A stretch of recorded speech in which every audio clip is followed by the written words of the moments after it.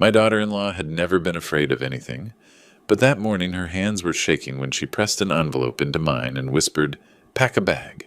You have 24 hours before they come for you." I thought she was overreacting until I overheard something that night that made my blood run cold. I couldn't believe what I was hearing was my daughter-in-law's warning. Real. The next morning, I left in silence. Not because I was afraid, but because I needed time to uncover the truth. When I returned, I held something in my hands that would destroy everyone who had betrayed me. Before I tell you what was in that envelope and how I uncovered the truth, make sure to comment where you're watching this from, because what happened next will make you question everyone you trust. Let me tell you about the morning that changed everything. I'm Arthur Hale, 68 years old, and I thought I had life figured out. After my wife Margaret passed 3 years ago, I'd settled into a routine that kept me sane. Coffee at 6:30 sharp, read the paper. Maybe work in the garden if the Arizona heat wasn't too brutal yet. Simple pleasures for a simple man. That Tuesday started just like every other day. I was sitting at my kitchen table with my favorite coffee mug, the one that says "World's Best Grandpa," that my daughter-in-law Clara gave me last Christmas. Even though Evan and she haven't blessed me with grandkids yet, the morning sun was streaming through the window, and I was reading about the Diamondbacks' chances this season. Not great, but hey, I'm a loyal fan. Then Clara walked in, and I knew something was terribly wrong. Now I need you to understand something about Clara. She's been married to my son Evan for 8 years, and she's been a godsend to our family. After Margaret died, this house felt like a tomb, but Clara brought warmth back into it. She works as a financial advisor at First National Bank, downtown, smart as a whip with numbers and investments, always helping me understand my retirement accounts and making sure I wasn't getting taken advantage of by anyone. She calls me Dad like I'm her real father, and I've grown to depend on her good sense about money matters. But the woman who walked into my kitchen that morning wasn't the composed professional Clara I knew. Her hands were shaking. Not just a little nervous shake, I'm talking about the kind of trembling you see when someone's truly terrified. Her face was white as a sheet, and she kept looking over her shoulder like someone might be following her. This was a woman who handled million-dollar transactions every day without breaking a sweat, and she looked like she was about to fall apart. "Dad," she said, and her voice was barely a whisper, "I need to give you something." She pulled out a manila envelope from behind her back. There was writing on the front in thick black marker, "You have 24 hours to prepare."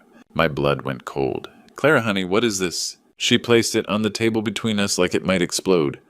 "I can't explain everything right now. It's not safe. But you need to promise me something." "Anything, sweetheart." "Don't open this until you're completely alone. Don't ask me questions. And whatever you do," she looked around again, making sure we were alone, "don't tell Evan. Don't tell Evan, my own son." "Clara, you're scaring the hell out of me. What's going on?" Tears started forming in her eyes. "I wish I could explain, Dad, but right now I need you to trust me. Your life depends on it." Before I could say another word, she turned and practically ran out of the kitchen. I heard the front door slam, then her car starting up in the driveway. And there I was, sitting alone with my cold coffee and an envelope that felt like it weighed 1,000 pounds. I stared at those words, "You have 24 hours to prepare," and felt something I hadn't experienced since my army days in Vietnam. Pure gut-deep fear. Outside, the neighborhood was waking up like any normal Tuesday. Mrs. Peterson was walking her little dog. The mail truck was making its rounds. Kids were heading to school with backpacks bouncing on their shoulders. But inside my house, everything had changed. I picked up that envelope with hands that weren't quite steady anymore.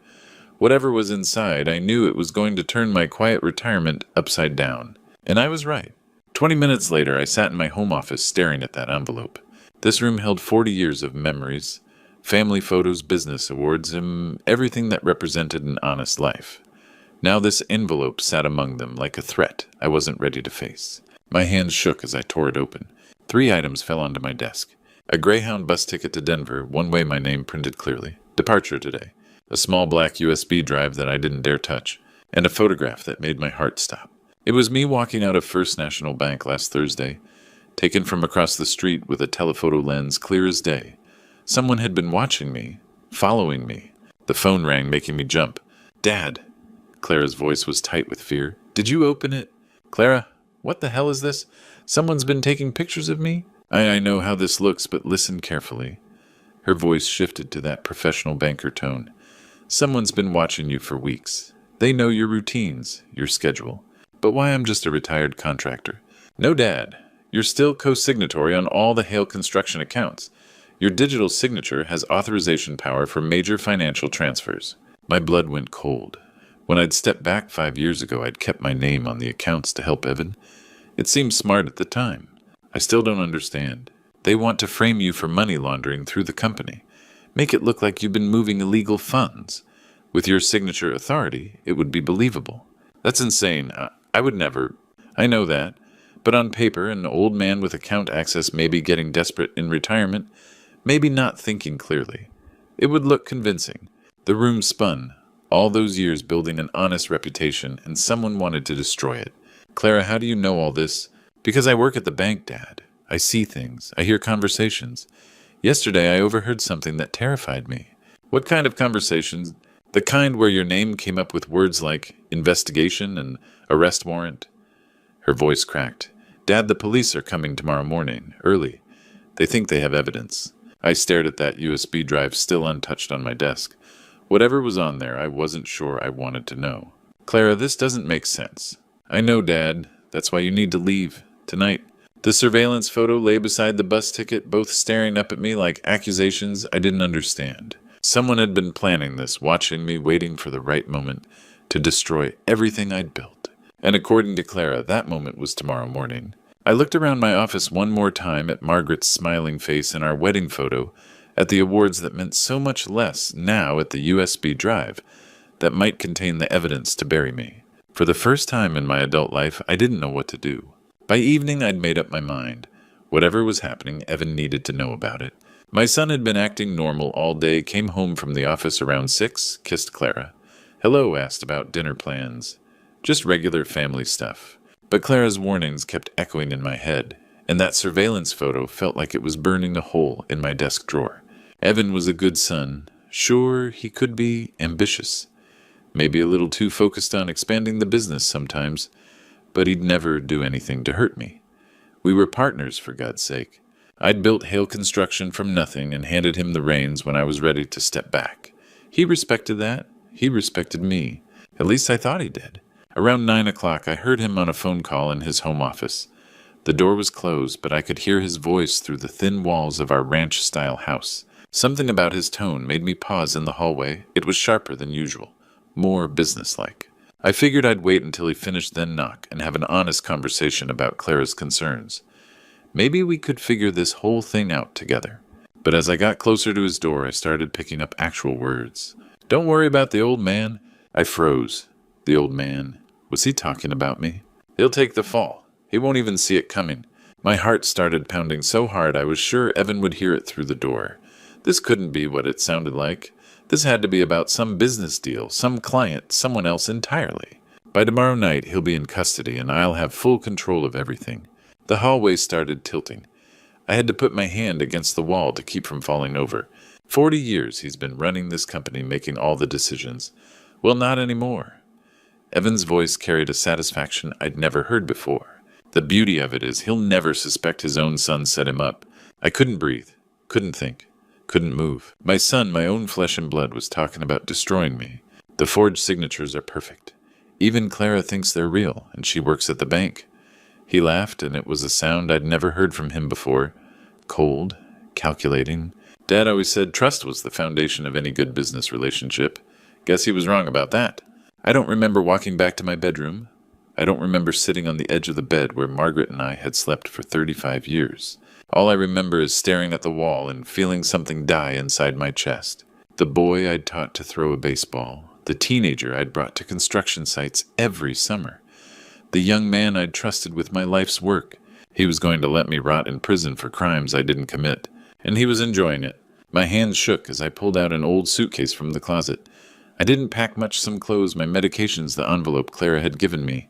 Everything else in this house suddenly felt like it belonged to strangers. As I folded my shirts, I could still hear Evan's voice echoing from down the hall, still making plans, still destroying the last 40 years of my life with every word. 40 years of trust gone in one night, I whispered to myself, repeating his words. By 4 in the morning, I was ready to leave. The house was quiet now. Evan and Clara were asleep in their room, probably dreaming about their futures. Futures that didn't include me. I took one last look around the kitchen where I'd had coffee with Clara just 12 hours earlier. Everything looked the same, but nothing would ever be the same again. I picked up my suitcase and walked out the front door of the only home I'd known since Margaret died. My son wanted me gone, fine. I was gone. The Greyhound station at 5:30 in the morning was exactly what you'd expect. Fluorescent lights buzzing overhead, coffee that could strip paint, and people who looked like they were running from something. I fit right in. I'd bought my ticket with cash, just like the one Clara had put in that envelope. Denver one way. The bus driver, a heavy-set guy with kind eyes, helped me load my suitcase into the cargo hold without asking questions. I appreciated that. The bus pulled out of Phoenix as the sun was coming up, painting the desert in shades of gold and orange that Margaret always loved. I pressed my face to the window and watched my city disappear behind me, wondering if I'd ever see it again. For the next 8 hours I had nothing to do but think.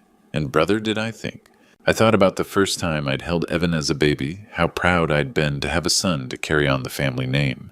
I thought about teaching him to use power tools when he was 12, how his face lit up when he successfully drove his first nail straight. I thought about the day I'd made him a full partner in Hale Construction, how we'd shaken hands in that same office where he'd planned my destruction. How long had he been planning? This month, years. Had every family dinner been a lie? Every "I love you, Dad," just part of some long conning? The bus made stops in Flagstaff, Albuquerque, Colorado Springs. People got on and off, living their normal lives, while I sat there feeling like my whole world had been turned inside out. A young mother with twin boys reminded me of Clara when she was trying to get pregnant a few years back. An elderly couple holding hands reminded me of Margaret and me. Everything reminded me of the family I'd lost in one terrible night. We rolled into Denver around 2 in the afternoon. The city looked gray and unfamiliar under overcast skies. I found a cheap motel called the Mile High Inn that rented rooms by the week and didn't ask for credit cards. The desk clerk, a kid with purple hair and multiple piercings, handed me a key to room 237 without looking up from his phone. The room was about what you'd expect for $40 a night. Thin walls, thinner carpet, and a smell that suggested the previous tenant had been a chain smoker with a pet problem. But it had a bed and a small desk with an ancient computer that the clerk said was free to use. I sat down at that computer and pulled out the USB drive I'd been carrying around like a loaded gun. My hands were shaking again as I plugged it in. What I found made my stomach turn. File after file of financial transfers from Hale Construction's main operating account, dozens of them dating back 6 months, each one for amounts ranging from $50,000 to $300,000, all going to offshore accounts in the Cayman Islands and Switzerland. And every single one bore my digital signature. The signature looked perfect. If I hadn't known better, I would have sworn I'd authorized every transfer myself. But I'd never seen these transactions before in my life. $2.3 million, gone, laundered, stolen, all in my name. I scrolled through the dates, trying to remember where I'd been when these transfers supposedly happened. Doctor's appointments, grocery shopping, playing poker with my old crew from the construction days, living my quiet retirement life while someone was using my identity to commit federal crimes. The phone in my room started ringing, making me jump like I'd been shot. I stared at it for 3 rings before picking up. Nobody knew I was here. Nobody should be calling this number. "Hello." My voice came out like a croak. "Dad, thank God you made it safely." "Clara, but how did she know where I was?" "We need to talk because I know what you're going through right now." Clara continued, her voice steady but urgent. "And I know you're questioning everything, including me." She was right. After seeing those forged signatures, I didn't know who to trust anymore. "Clara, how did you know I'd be at this exact motel?" "Because I've been planning this for weeks, Dad. Not the way Evan has, but trying to protect you. I researched safe places in Denver, places that don't ask questions. When you left this morning, I called ahead to make sure you'd have somewhere secure. You've been planning this for weeks. I've been watching Evan. Something's been wrong for months.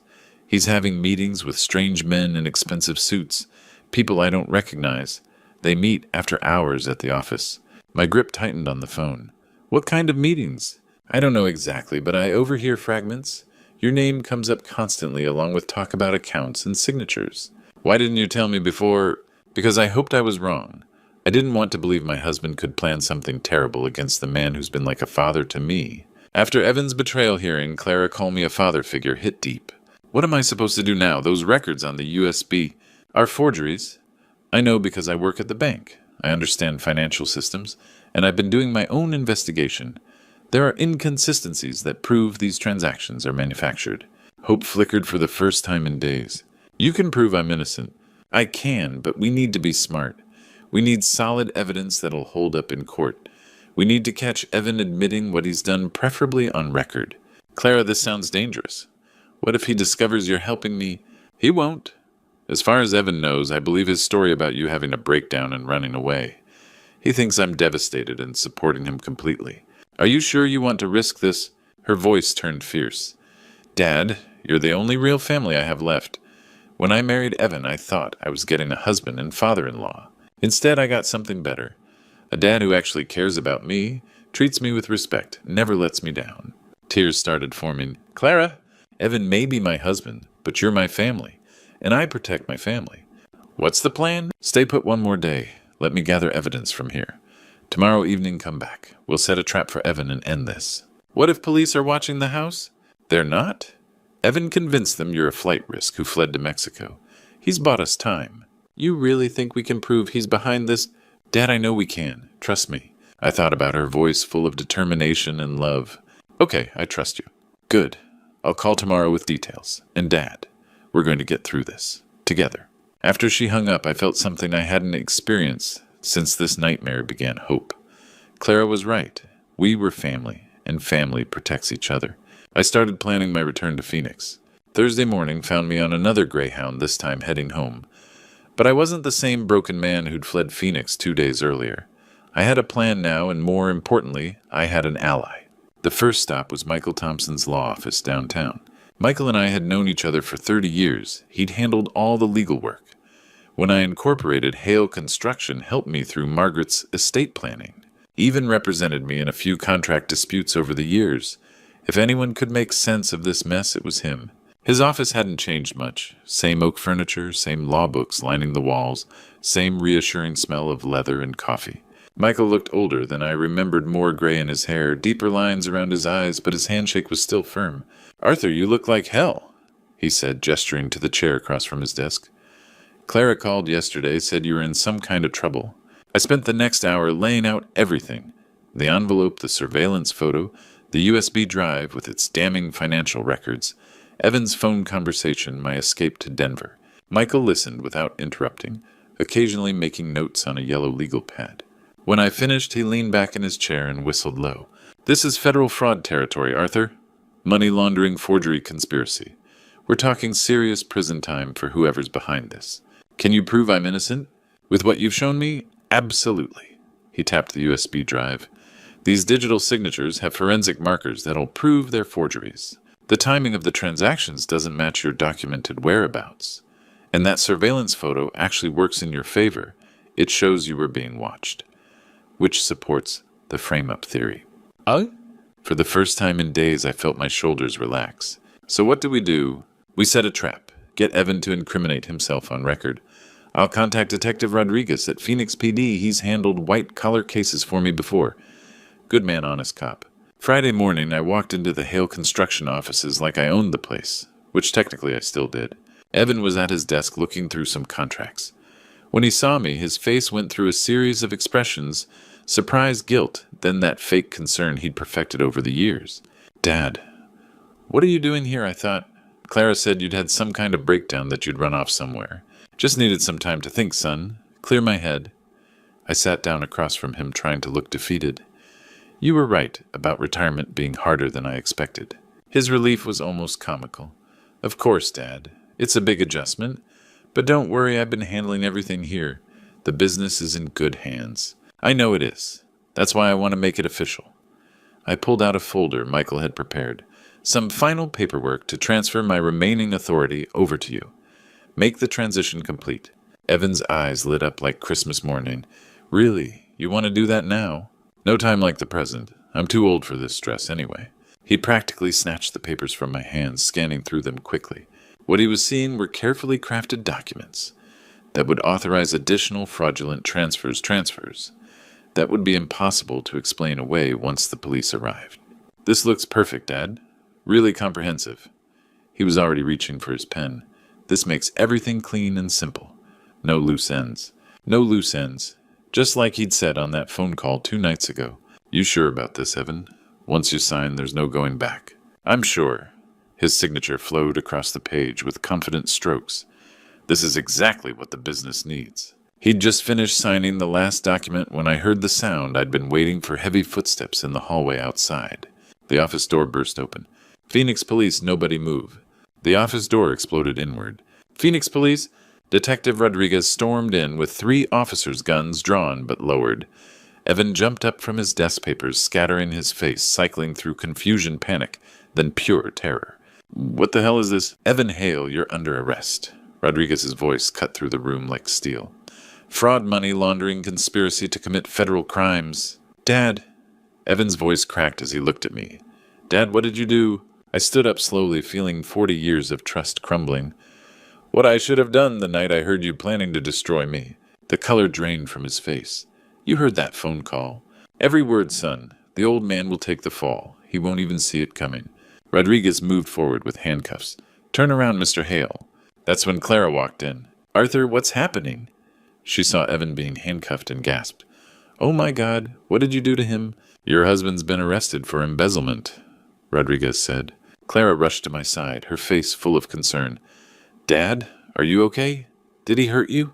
I knew something was wrong when you disappeared. Clara, I can explain, Evan started. Explain what? Clara's voice was fierce protective. How you tried to frame your own father, how you made him run away in fear. I felt a surge of gratitude.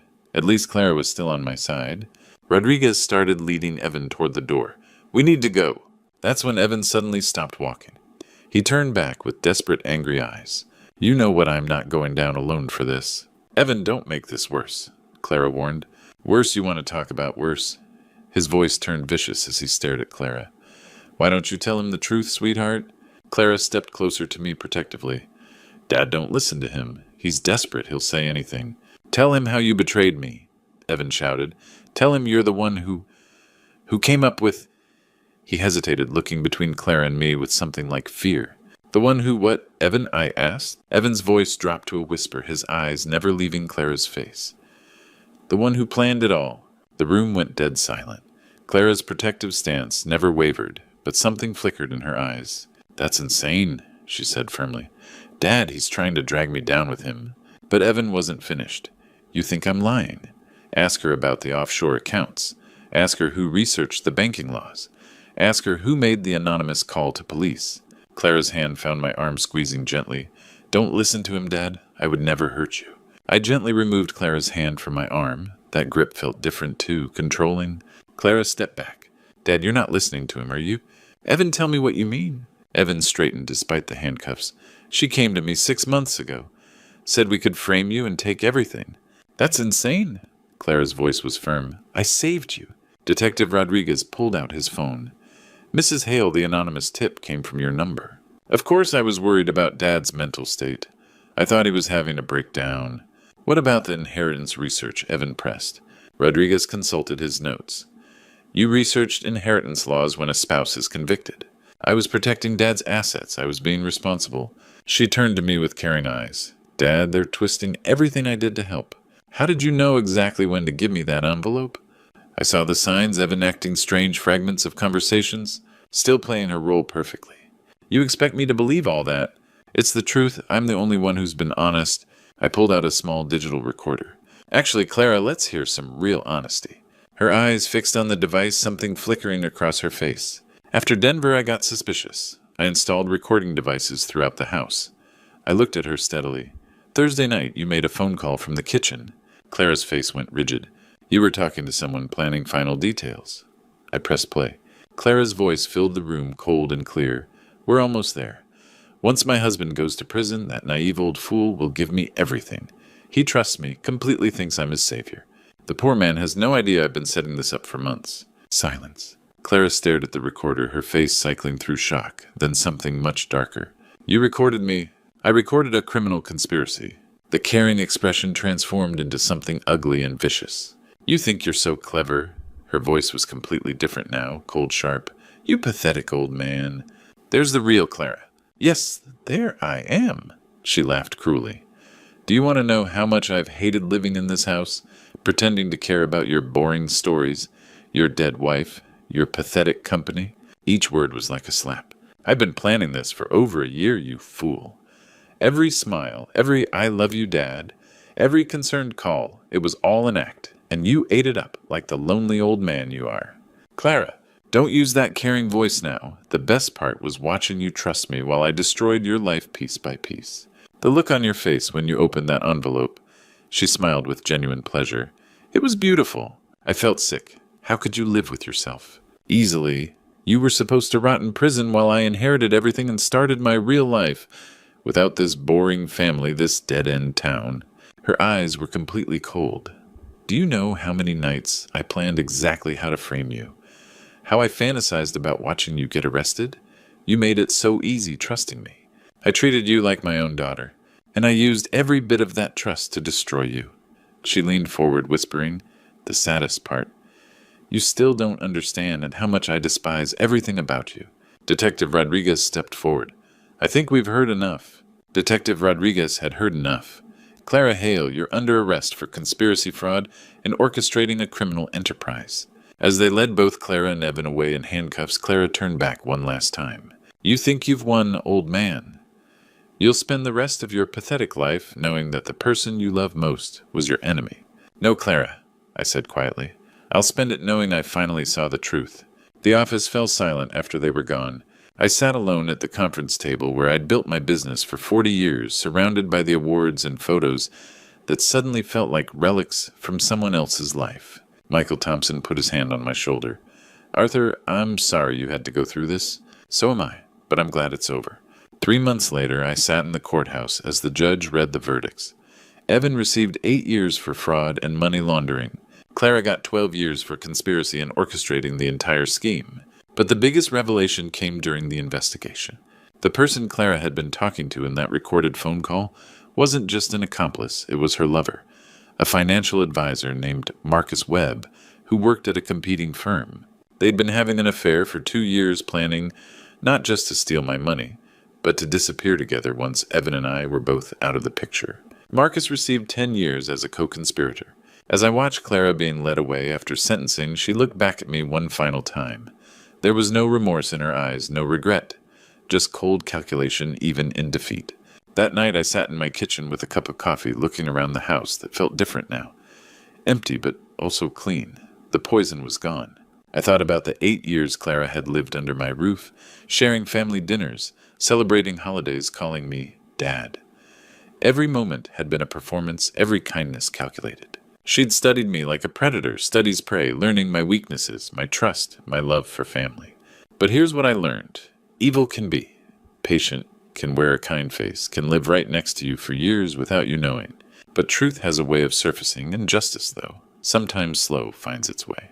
I'd lost a son to greed and a daughter-in-law to deception, but I'd gained something too, the knowledge that I could still recognize right from wrong when it mattered most. At 68, I'd proven to myself that I wasn't the naive old fool Clara thought I was. The construction business was gone sold to pay legal fees and restitution. The house felt too big and too full of bad memories, but I had my freedom, my integrity, and the satisfaction of knowing that the people who tried to destroy me were exactly where they belonged. Sometimes the people closest to you are the ones planning your downfall.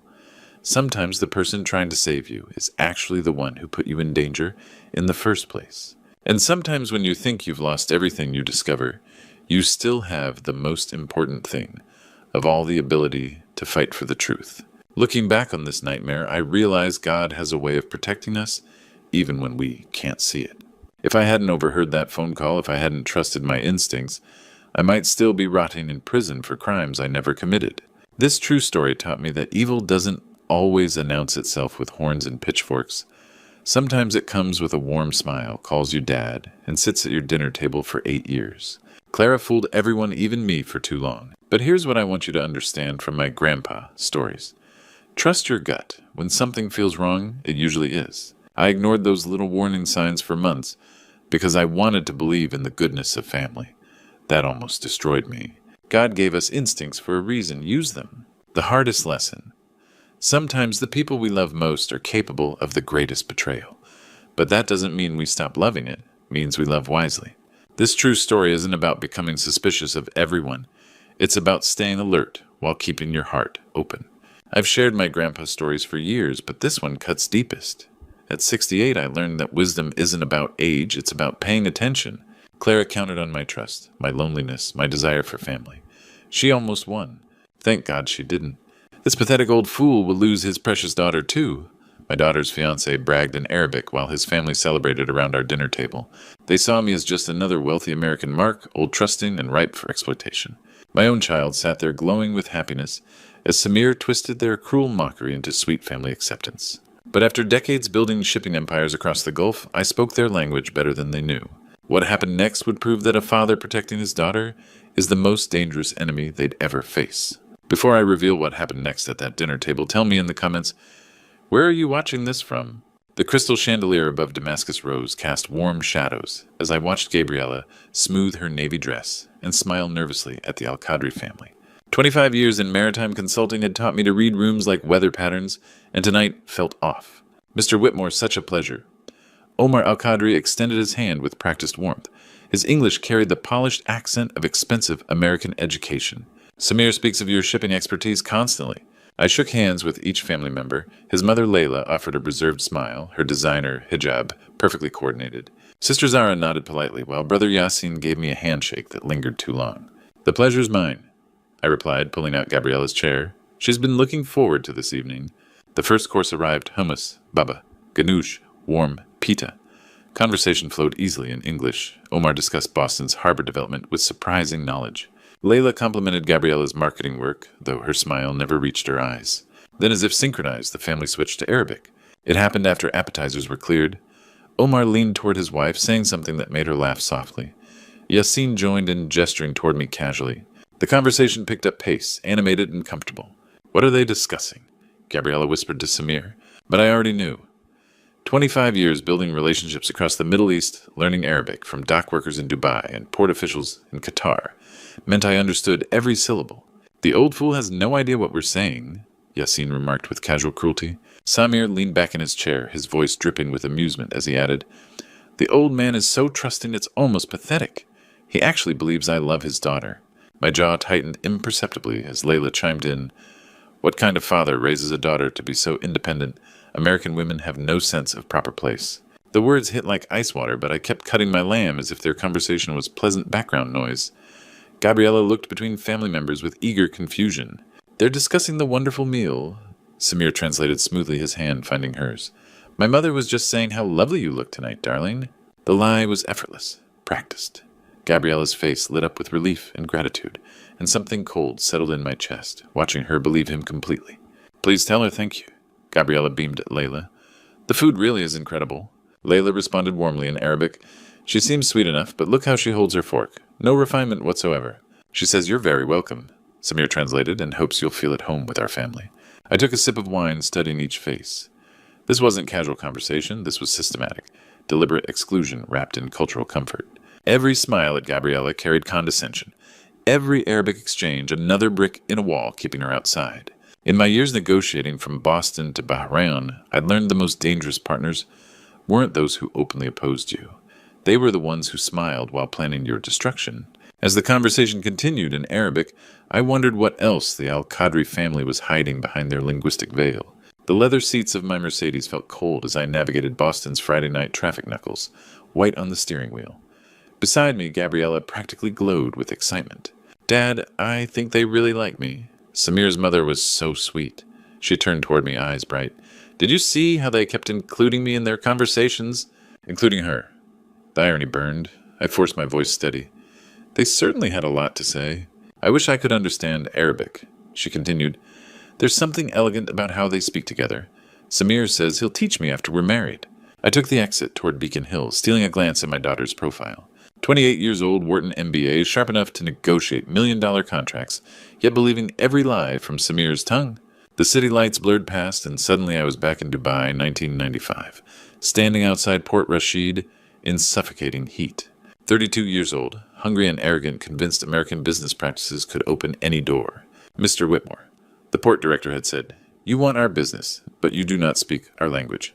How do we trust a man who does not care to understand us?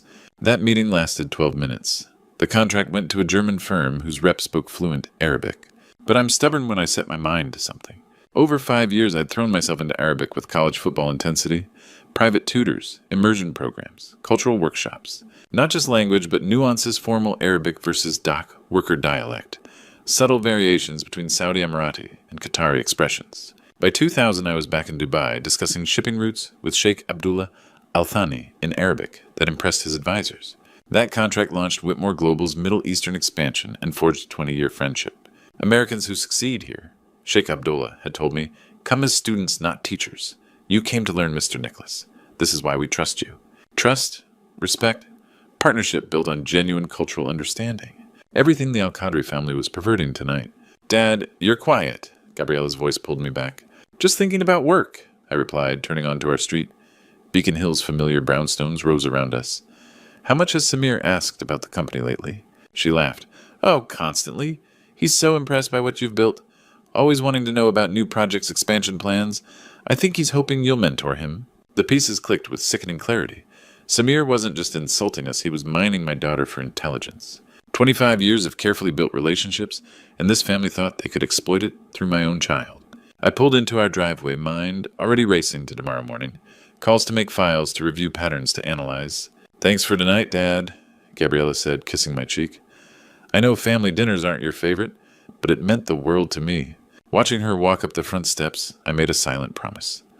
Whatever game the Al-Qadri family was playing, they were about to learn that some bridges shouldn't be burned, especially when the man who built them understands every word you say. Dawn was breaking over Boston Harbor when I swiped my keycard at Whitmore Global's downtown offices. The 32nd floor was empty except for the hum of servers and the distant rumble of early morning traffic. I'd barely slept, my mind churning over last night's dinner, and now I needed answers. My corner office overlooked the harbor where container ships moved like sleeping giants in the morning mist.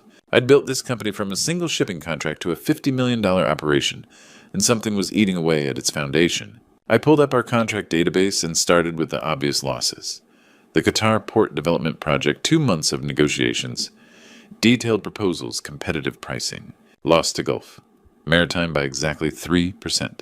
The Saudi shipping corridor. Deal 6 weeks of back-and-forth comprehensive logistics planning. Undercut by BlackRock Maritime at the final hour. The pattern emerged like a developing photograph.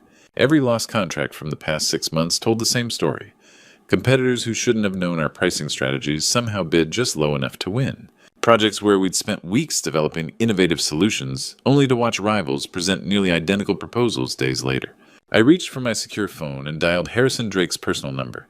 My head of security answered on the second ring voice alert, despite the early hour. Nicholas, everything all right? I need you in the office. Now, we have a problem. 20 minutes later, Harrison sat across from my desk, his silver hair still damp from a quick shower. Former FBI, 15 years with the company, he'd helped me navigate everything from industrial accidents to hostile takeover attempts. Show me what you're seeing, he said, pulling out his tablet. I walked him through the losses, pulling up contracts on the wall-mounted display. Look at the timeline, Harrison. Qatar Port Project, we submitted our proposal March 15th. Gulf Maritime's winning bid came in March 22nd, undercutting us by exactly the margin that would secure the contract while maximizing their profit. Harrison leaned forward, studying the data. That's not competitive intelligence. That's inside information. It gets worse. I pulled up the Saudi corridor file. This proposal included proprietary routing algorithms we developed in-house. BlackRock's submission used virtually identical methodology. Someone's feeding them our playbook. I nodded grimly. The question is who has access to this level of detail? Harrison was already typing on his tablet. Executive-level clearance required for all these files. That's what 8 people, including you, 7 others with full access to our Middle Eastern operations. I paused, a cold realization settling over me. Harrison, when did these losses start? His fingers flew across the screen, cross-referencing dates. The answer came back like a punch to the gut. First anomaly was February 23rd, the Oman shipping contract. February 23rd, 2 days after Gabriella had introduced me to Samir Al-Qadri at a charity fundraiser. 2 days after she'd started dating a man who asked endless questions about Daddy's work. Jesus, I whispered. Nicholas, what is it? I stared out at the harbor, watching a Whitmore Global container ship navigate toward the port. 6 months of systematic losses. $50 million in contracts. All perfectly timed with my daughter's relationship. We're not just dealing with corporate espionage, I said slowly. We're dealing with a coordinated attack using my own daughter as an unwitting intelligence asset. Harrison's expression hardened. What do you need me to do? Full security audit. Every executive with access to these files. Financial records, communication logs, travel patterns. Someone on my senior team is selling us out. I turned back to him, feeling the weight of betrayal settle in my chest. And Harrison, this stays between us until we know who we can trust. As Harrison left to begin his investigation, I remained at the window, watching Boston wake up around me. Somewhere in this city, someone I'd trusted with my company's future was systematically destroying everything I'd built. The question wasn't just who it was, how long they'd been planning this, and what else they intended to take. The secure conference room felt like a bunker, its soundproof walls designed for our most sensitive discussions. Harrison sat across from me with our digital forensics team, their laptops casting blue light across grim faces. What you're about to see is going to hurt, Harrison began. Michael Brooks, our IT security specialist, pulled up file access logs on the main screen. We tracked every executive login to our Middle Eastern database. Most patterns are normal, but one stands out. Jennifer Walsh, our forensic accountant, highlighted entries in red. Systematic downloads of entire project files, always off hours, always from Executive Terminal 7. My stomach dropped. That's Sterling Donovan's office. Sterling, 12 years with the company. My first Middle Eastern operations hire. The man I'd trusted to build relationships from Dubai to Doha. Gabriella's honorary uncle. Biometric locks required, Michael said. Fingerprint and retinal scan. These downloads were definitely Sterling. Jennifer opened another file. Financial evidence is more damning. Unusual deposits to Sterling's offshore accounts, $500,000 over 6 months. The numbers made my blood run cold, each payment timed with major contract losses. We traced the money, Harrison continued. Shell Corporation called Mediterranean Ventures, but beneficial ownership traces to Al-Qadri Holdings. Sterling hadn't just betrayed us, he'd sold out to the family mocking my daughter last night. What did he give them? I asked, voice barely controlled. Client lists. Proprietary algorithms worth millions, pricing strategies for every major bid, project timelines. Michael replied, pulling up copied files. Sterling knew exactly when we'd submit proposals, Jennifer added, gave Al-Qadri Holdings time to coordinate with competitors. I stared at the evidence. This wasn't just espionage, it was coordinated destruction of our Middle Eastern operations. There's more, Harrison said quietly. Encrypted communications between Sterling and Samir Al-Qadri. He displayed a decrypted message. The Qatar project is Nicholas's priority. Gabriella mentions it constantly. If we undercut this bid, it will devastate his expansion plans. The betrayal cut deeper than imagined. Sterling had weaponized my daughter's innocent conversations, turning her trust into ammunition. How long, though, I asked. First payment, February 25th, Jennifer replied. 2 days after Gabriella met Samir, Sterling was on the charity fundraiser organizing committee. Harrison added, I think he arranged their introduction. The full conspiracy became clear. Sterling had identified my daughter as vulnerability, orchestrated her meeting with Samir, then systematically exploited their relationship. I stood hands shaking with controlled rage. Revoke Sterling's access immediately.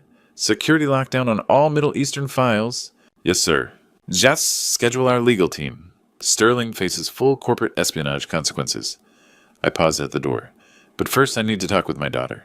She deserves to know how she's been used.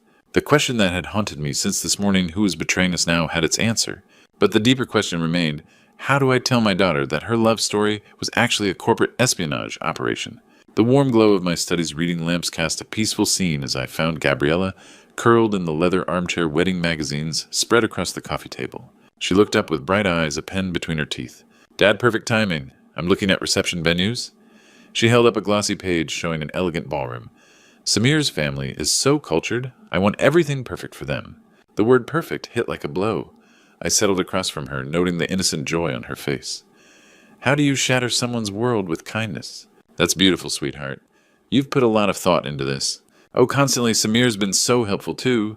He keeps asking about your work, wanting to understand the family business. She flipped through pages, oblivious to my tension. He's so impressed by what you've built. Always asking about projects, expansion plans. I think he's hoping you'll mentor him. There it was confirmation of my suspicions. My daughter had been unknowingly feeding intelligence to our enemies. How often does Samir ask about my work? I asked gently. She laughed, trusting. Daily. He's fascinated by the Qatar project, the Saudi roots. I love how interested he is in our success. She paused, studying my expression. Why something wrong? This was the moment. Protect her innocence or arm her with truth? Sweetheart, I need to tell you something important. I leaned forward. I understand Arabic. I've been fluent for 25 years. The magazine slipped from her hands, landing softly on the rug. You mean, when they were talking at dinner, you understood everything? I nodded, watching comprehension dawn like a terrible sunrise. What did they really say about me? Things no father should hear about his daughter. Things no woman should endure. I reached for her hands. Samir translated none of it accurately. Every word was a lie to keep you compliant. Her face crumpled as the deception hit her. They were mocking me. All those times I smiled, thinking they were kind. They were using you, and it goes deeper than insults. I squeezed her hands. Samir's questions about my work? He's been passing information to competitors. We've lost 50 million because of intelligence you unknowingly provided. Color drained from her face. Oh God, Dad, I'm so sorry. This is not your fault. You were manipulated by professionals. Sterling Donovan orchestrated your introduction to Samir. This was coordinated attack on our family. Silence stretched as she processed the betrayal. When she looked up, I saw determination replacing hurt. What can I do to help? Are you sure this could get complicated? Dad, they used me to hurt you and our company. They made me complicit in destroying your work. She straightened, and I saw the steel that made her successful. Tell me what you need. We need recorded proof of their conspiracy. One more family dinner where you'll endure their insults while helping me gather evidence. She was quiet, then nodded with resolve that made me proud. When do we start? Looking at my daughter, no longer naive but not broken, I realized sometimes the greatest gift is truth, no matter how much it hurts. The question now wasn't whether we could expose them, but whether we had enough allies to ensure justice prevail. The secure phone in my study felt heavier than usual as I dialed the encrypted number I'd memorized decades ago. Sunday morning in Boston meant early afternoon in Doha, and I knew Sheikh Abdullah would be finishing his traditional family lunch. Nicholas, my old friend. His warm voice came through crystal clear, despite the distance. It has been too long since we spoke. Abdullah, I wish this were a social call. I settled into my leather chair, watching Gabriella and Harrison set up surveillance equipment on the coffee table. I need your help with a matter of honor. The line went quiet.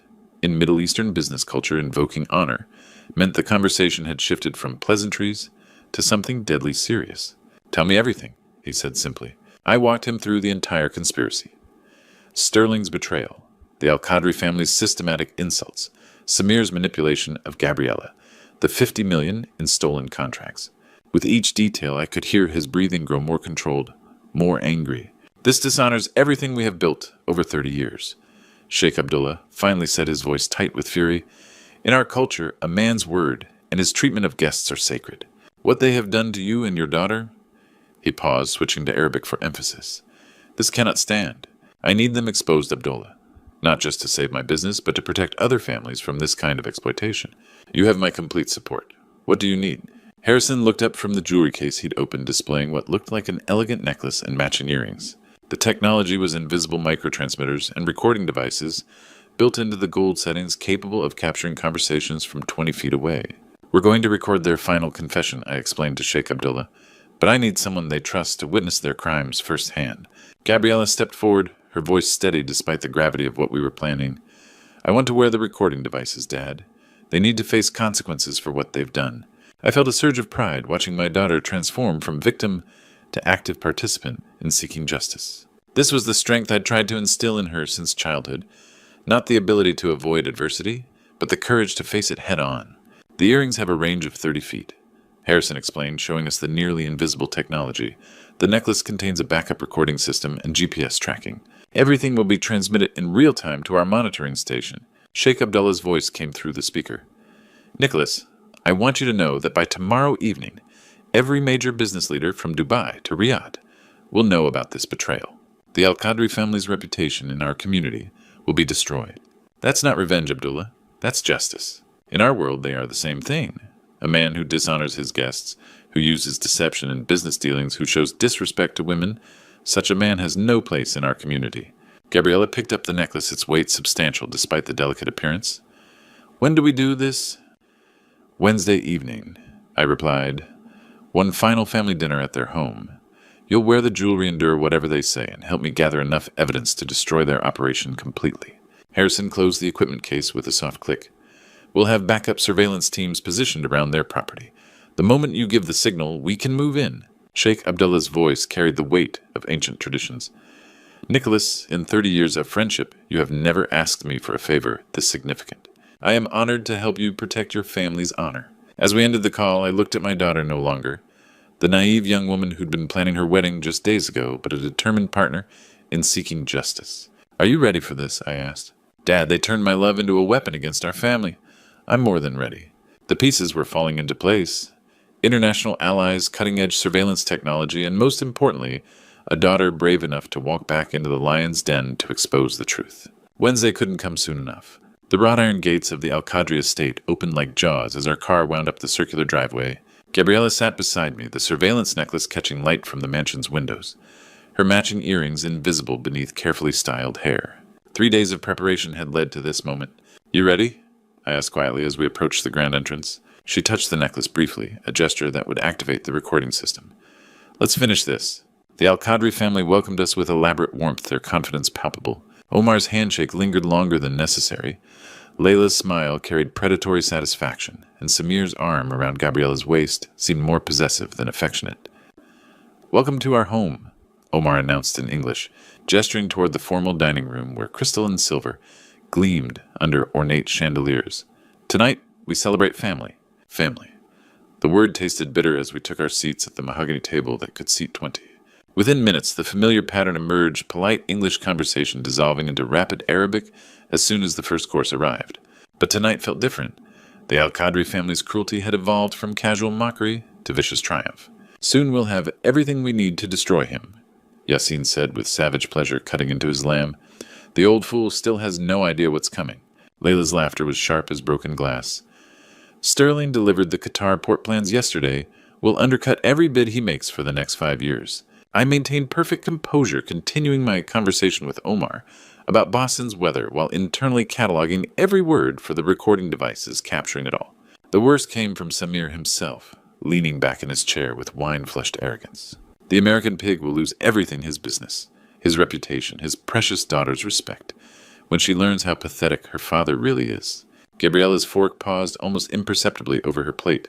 To anyone watching, she appeared to be listening politely to the Arabic conversation she supposedly couldn't understand.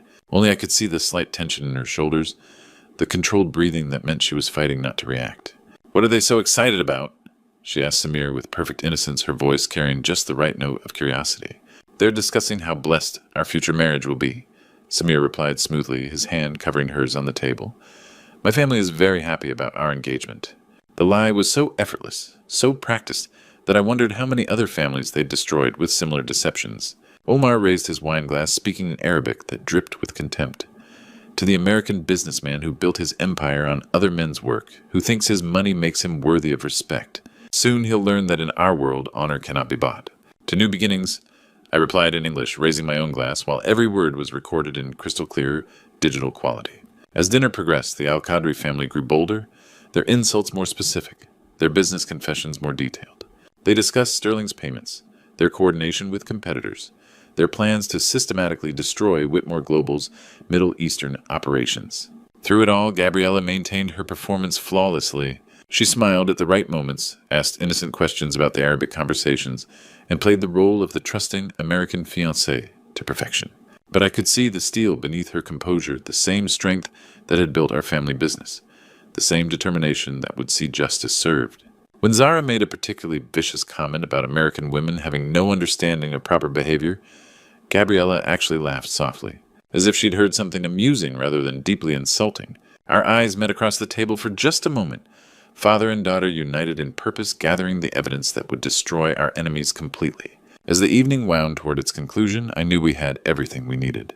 Every insult, every business confession, every detail of their conspiracy was now documented with professional quality that would stand up in any court. The moment of revelation was finally at hand. The silence that followed my decision to stand was profound, the kind that precedes earthquakes. I placed my napkin carefully beside my plate and looked directly at Omar Al-Qadri, switching to the formal Arabic I'd perfected over 25 years of respectful business relationships. I want to thank you for this evening's entertainment, I said in flawless Arabic, my voice carrying the precise pronunciation of a scholar. Your family's performance has been quite illuminating. The effect was instantaneous and devastating. Wine glasses froze halfway to lips. Forks clattered against plates. Layla's face drained of color as if I'd struck her physically. You understand. Yassine whispered in Arabic, his arrogance evaporating like morning mist. Every single word, I replied, still in Arabic. Every insult, every lie, every detail of your conspiracy against my family and my business. Gabriella rose beside me, her composure magnificent, as she addressed Samir directly. I heard every word you said about my father and me. Every cruel joke while you pretended to translate kindness. Samir's mouth opened and closed soundlessly, his practiced charm completely shattered. I pulled out my phone and activated the speaker, playing back crystal-clear recordings from the surveillance jewelry. The Al-Qadri family's own voices filled their elegant dining room, their insults, their business confessions, their detailed plans for destroying Whitmore Global. The American pig will lose everything. Samir's recorded voice echoed off the walls, followed immediately by his live translation, their blessing our future marriage. Omar's hand shook as he gripped the table edge. This cannot be legal. Actually, it's completely legal. Harrison Drake's voice came from the doorway as he entered with 2 FBI agents. Massachusetts is a one-party consent state for recordings, and we have federal jurisdiction for the corporate espionage charges. But the most devastating blow came when my laptop screen illuminated with an incoming video call. Sheikh Abdullah Al-Thani's distinguished face appeared, his expression carrying the weight of ancient honor codes. Omar Al-Qadri, the sheikh said in formal Arabic, his voice broadcast through the room's sound system. I have known Nicholas Whitmore for 30 years. He has shown nothing but respect for our culture, our language, and our business traditions. What you have done brings shame upon every Arab businessman. Layla began weeping quietly, understanding that their reputation in the Middle Eastern business community was finished. By tomorrow, Sheikh Abdullah continued, every port authority from Dubai to Doha will know of your dishonor. Your family's business dealings in the Gulf are over. I opened another file on my laptop displaying Sterling Donovan's financial records. Your co-conspirator has already been arrested. $500,000 in payments, detailed communication logs, complete evidence of corporate espionage. Sterling was feeding you our proprietary information through my daughter's innocent conversations. I continued, my voice steady, despite the fury I felt. You weaponized her love and trust to steal from us. Gabriella stepped closer to Samir, her voice deadly quiet. You made me complicit in attacking my own father's business.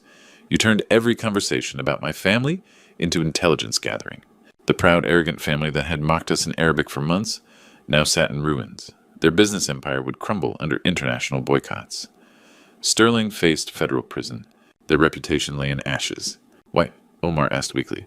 Why didn't you stop this sooner? Because I needed you to reveal the full scope of your conspiracy, I replied. One insult could be dismissed.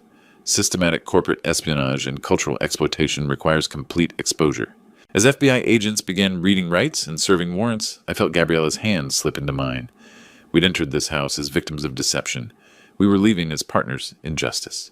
The Al-Qadri family had made a fatal error. They'd assumed that understanding their language meant I would share their values. Instead, 25 years of respectful cultural exchange had taught me that honor, like trust, must be earned through actions not inherited through arrogance. Justice, it turned out, spoke every language fluently.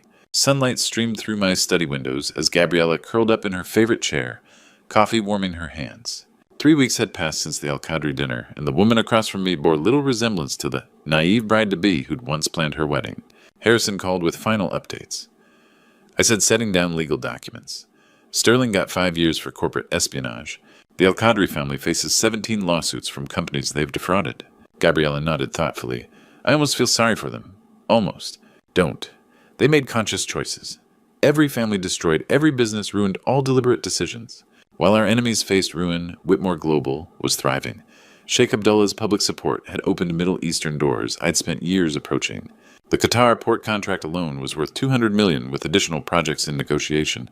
Dad, I want to join the company, officially, Gabriella announced. Not marketing international relations. Learn the business from ground up. Pride swelled in my chest. The daughter, once content planning charity galas, now wanted to build cultural bridges, earning respect through understanding rather than exploitation. It won't be easy. International business requires patience, cultural sensitivity, and reading people's true intentions. She smiled, not the bright, trusting expression of weeks ago, but something deeper. Recent events gave me a crash course in reading people. We sat in comfortable silence, both understanding how profoundly our relationship had changed. Crisis had stripped away protective barriers, revealing strength I'd hoped she possessed, but never had to test. You know what I learned? Gabriella asked. Success isn't enough. You must be worthy of success. Your grandfather said something similar. He built this company believing reputation is the only currency that appreciates over time. The Al-Qadri family forgot that. They thought they could buy respect with money and intimidation. I nodded, thinking of calls from business leaders across 3 continents, all expressing support and disgust at Al-Qadri deception. In Middle Eastern business, honor wasn't just concept, it was foundation of every partnership. Sheikh Abdullah visits next month with his MIT studying son to discuss renewable energy partnerships. I mentioned, our handling of this situation impressed him. He wants to work with people who understand business is about building relationships, not exploiting them. Gabriella walked to the window overlooking our garden where spring flowers bloomed. I keep thinking about Samir's lies, how easily he weaponized my feelings against our family. That wasn't your fault. I know, but it taught me about trust. Real love doesn't ask you to betray family or compromise values. It strengthens both. Her wisdom reminded me that while Al-Qadri tried using her innocence against us, they'd actually forged something stronger, a daughter understanding the difference between manipulation and genuine affection. What's next for us? She asked. We build. Honor relationships that supported us. Create opportunities for other families to succeed with integrity. Remember that the best revenge is a life well lived. As evening settled over Boston, I watched my daughter review renewable energy proposals shaping our company's future. The naive woman who'd trusted too easily was gone, replaced by someone understanding that true strength comes from wisdom earned through adversity. The Al-Qadri family intended destroying us through cultural exploitation. Instead, they'd given us invaluable knowledge. Our values, relationships, and commitment to honor would always triumph over greed and manipulation. Justice hadn't just spoken every language fluently, it had taught us the most important language, truth. As I sit here today reflecting on everything that happened, I realize God works in mysterious ways. What seemed like my daughter's fairy tale romance was actually God's way of revealing the enemies hiding in plain sight. Sometimes the Lord uses our darkest moments to illuminate the truth we need to see. The lesson I learned from these grandpa stories, my own father used to tell me, proved prophetic.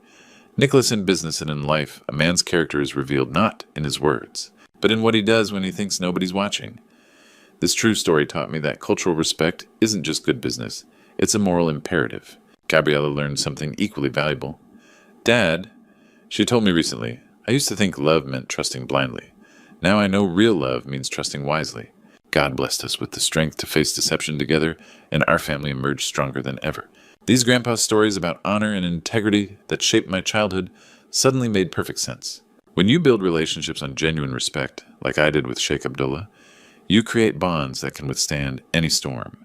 This true story proves that patience, cultural understanding, and unwavering principles will always triumph over greed and manipulation. Looking back, I'm grateful God allowed us to experience this trial. It revealed who our true allies were and strengthened the foundation of everything we'd built. The Al-Qadri family thought they could exploit our trust, but they underestimated the power of family unity and divine justice. The grandpa stories were right all along, character's destiny. And this true story is proof that good always prevails. If this story touched your heart, please share your thoughts in the comments below. Have you ever experienced betrayal that ultimately made you stronger? Don't forget to subscribe and hit that notification bell tomorrow. I have an even more incredible story that will restore your faith in human goodness.